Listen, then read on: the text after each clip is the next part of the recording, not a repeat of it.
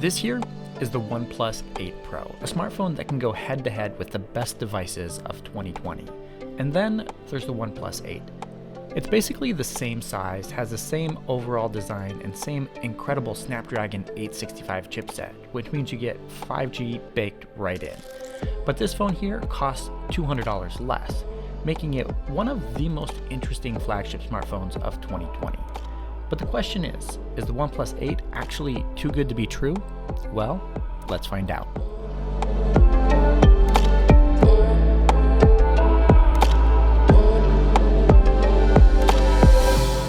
When these two phones showed up at my doorstep a few days before the official unveiling, I'll admit that I unboxed the OnePlus 8 Pro and started using it first. But after a day, I took the OnePlus 8 out of the box and only realized a couple days later that I had completely forgotten about its bigger brother. Now, these two phones do look a lot alike, but there are quite a few significant differences between the two. I've already done a complete comparison between these two smartphones, so make sure you check that out if you were looking for a closer comparison between the OnePlus 8 and the 8 Pro. But in this review, I'm going to be highlighting why the OnePlus 8, despite its flaws and a couple of its shortcomings, is one of the best devices that I've used this year. The best place to start is with the phone's design. I'll admit that I'm a bit tired of the same old glass and metal slabs that manufacturers have been churning out for the past few years. It seems like no one's had an original idea in quite some time, and the OnePlus 8 is no exception, especially when you compare to last year's 7 Pro. I mean, besides the lack of a pop-up camera in the newer device, OnePlus could have easily just used the same shell as last year. The only positive here is that the symmetrical design with the centrally located camera bump on the back and the interstellar glow finish is at least a little bit more interesting than the color options that Samsung, LG, and Sony are pushing out this year. Other than that, you get a solidly built phone with OnePlus's usual notification switch, buttons with a satisfying click, and then a device that doesn't go overboard in regards to its weight and overall size. As for the phone's main specs, OnePlus has delivered the bare minimum in order for the 8 to be classified as a flagship device in 2020. That includes a Snapdragon 865 processor, 8 or 12 gigabytes of RAM, and storage options that start with 128 gigabytes but go up to 256 as well. But the phone does have its drawbacks. In true OnePlus fashion, you don't get wireless charging. There's no expandable storage or a headphone jack, or an official IP rating for dust and water resistance. If you are a fan of wireless charging, that is a bit of a setback, but the lack of an IP rating shouldn't be a huge issue, since OnePlus claims that they've done significant work to make sure that the phone will survive accidental splashes and you shouldn't have any issues if you get caught in the rain. In fact, the OnePlus 8 sold in the US by its carrier partners actually comes with an IP68 rating, with no real physical differences in the hardware between the unlocked version and those sold by the carriers. Now, I wouldn't go swimming with this phone, as you shouldn't with any smartphone with an IP68 rating, but as you can see, it can definitely handle being submerged in a little bit of water. So the question is, why would I really want to use the OnePlus 8 over any other flagship device this year? The answer is honestly quite simple. The OnePlus 8 offers the most well-balanced experience I've gotten from a flagship smartphone at a price that's actually quite reasonable. This phone sells for $699. Now, while that's not exactly cheap, it is a full $200 less than the OnePlus 8 Pro and $300 less than the Samsung Galaxy S20.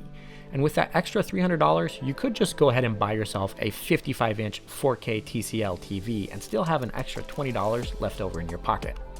As I've already mentioned, some compromises had to be made in order to get the price point this low, but those small tweaks to the hardware really don't make a huge difference when it comes to using the phone day to day. The first thing to note is that OnePlus delivers one of the best Android builds around. While manufacturers have been tweaking Android to make it more useful since the days of the HTC Hero, OnePlus has focused more on optimization, delivering one of the smoothest and coherent builds of Android you can currently find, while also giving you immense customization power to make the phone feel like it's truly your own. There's nothing that gets in the way, and the phone's combination of software and incredible hardware make the OnePlus 8 an exceptionally enjoyable device to use. Getting work done is a breeze, even when you're switching between multiple apps, sending emails, typing messages, or simply scrolling your social media feeds to kill time. It's also an amazing device for gaming, offering more than enough GPU power to take on the most graphic-intensive games that Android has to offer. And while the base model comes with 8GB of RAM, it can still multitask with the best of them, especially when you manually lock in your most used apps into memory so that they're always there, ready to go. The only downside that some will point out is that the OnePlus 8's Full HD Plus display has a lower resolution than what we typically see on flagship devices these days. Those with a keen eye will be able to spot individual pixels when looking closely, but honestly, it's something that won't bother the majority of users, especially if you're coming from an iPhone. And while the resolution isn't spectacular, the screen's 90Hz refresh rate definitely is. Again, this isn't the best of the best, with flagship devices this year hitting 120 and 144 Hz, but 90 is still quite amazing for a phone at this price point, and honestly, I have absolutely no complaints on this front. The use of a curved display still isn't my favorite, adding unnecessary glare while playing games or watching videos in landscape mode, and also introducing false taps when using the phone one-handed. I would have preferred a flat display like the OnePlus 7T from last year, but this honestly comes down to personal preference.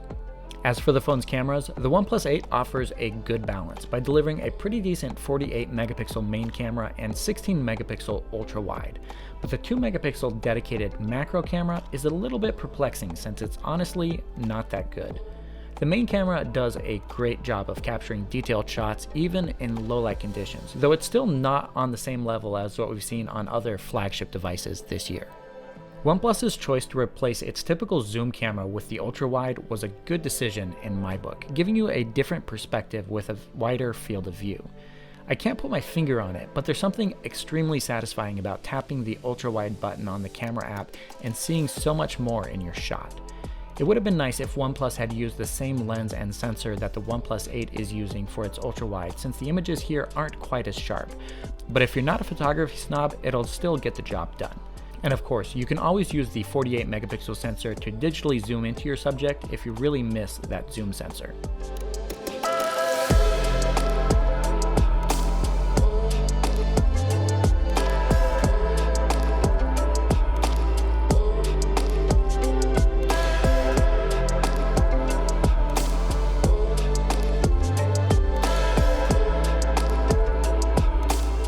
For its front-facing camera, the OnePlus 8 is using a 16-megapixel sensor to capture you and your friends with crisp and detailed selfies.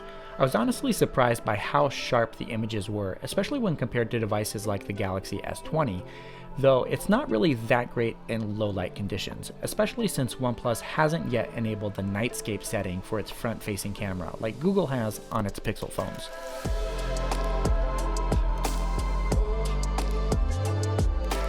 Now this phone does have a slightly smaller battery than its larger siblings, and most other high-end devices we've seen this year, but at 4,300 mAh, the OnePlus 8's battery still delivers impressive lasting power. With its slightly smaller display and lower refresh rate, the 8 will actually last just as long as the OnePlus 8 Pro does, meaning you're going to get a full day or up to 16 hours on a single charge without having to worry about your battery at all. Naturally, not having wireless charging does feel like an oversight, especially for a phone at this price point, but OnePlus wouldn't have wanted to settle for ordinary Qi charging, and I'm sure by now, we all know that the company's proprietary 30-watt wireless charging technology doesn't come cheap. At least you do get Warp Charge 30T that can deliver a 50% charge in just over 20 minutes, or a full charge in less than an hour. There's no denying that the OnePlus 8 has its fair share of compromises and flaws. Compared to most flagship devices, some would consider this phone to be a joke, or a poor man's version of what a flagship smartphone should actually be. But here's the thing, no one really needs a flagship smartphone like the Galaxy S20 Plus or the Huawei P40 Pro. While those devices do push the industry forward, they're the supercars of the smartphone world. Aspirational devices that cost a lot more than they should, smartphones that are packed with unnecessary features that don't fundamentally change what a smartphone is or does. The OnePlus 8 keeps it simple while not compromising on the overall experience. And the best part is that this phone costs $300 less than the cheapest Galaxy S20 device. If you're not a tech enthusiast who simply has to have the best of the best, but still want a great smartphone with amazing performance and a good camera, the OnePlus 8 is currently the best smartphone you can buy while not breaking the bank.